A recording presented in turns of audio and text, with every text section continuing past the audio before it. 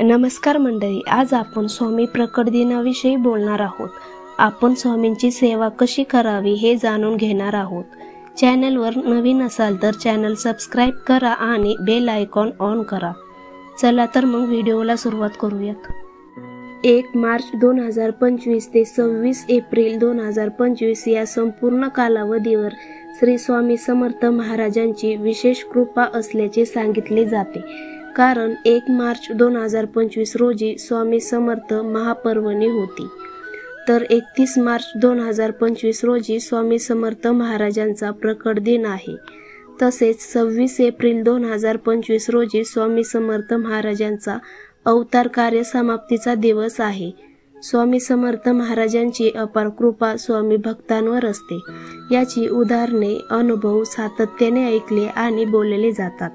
आपल्यावरही स्वामी कृपा व्हावी अशी इच्छा असेल तर स्वामी समर्थ प्रकट दिनाचे औचित्य साधून स्वामींची विशेष सेवा करणे अत्यंत पुण्याचे आणि शुभ ठरू शकते।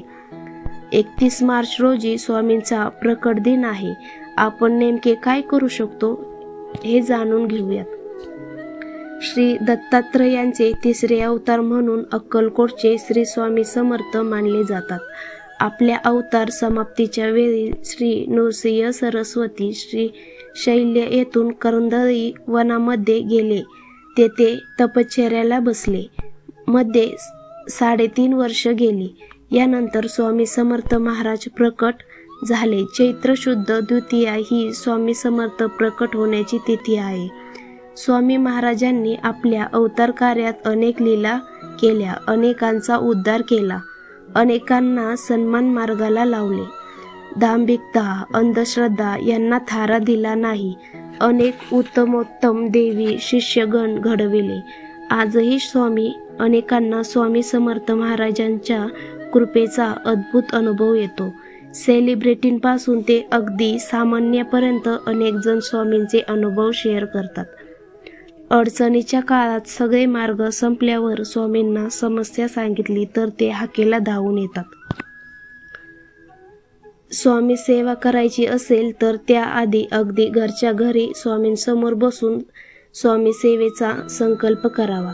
आपल्या मनातील इच्छा भाव सांगावा। नेमकी काय आणि कशी स्वामी सेवा केली जाणार आहे हे मनाशी पक्के करावे।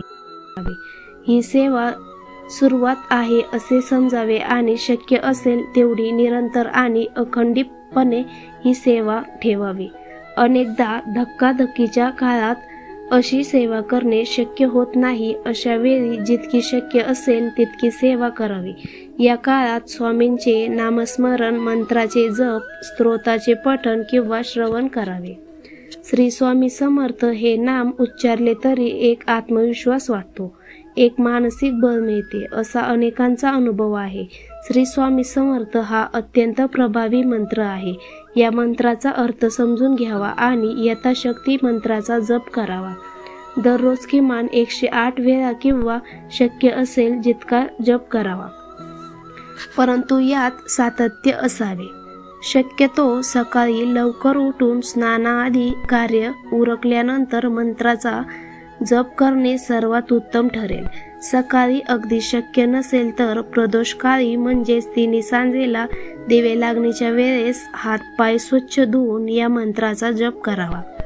स्वामींचे नामस्मरण नित्य सुरू ठेवावे।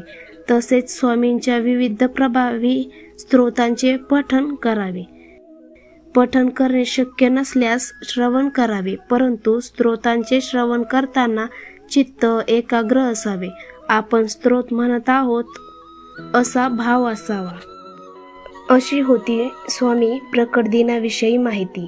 व्हिडिओ आवडला असेल तर चॅनलला लाईक करा, सबस्क्राईब करा। धन्यवाद।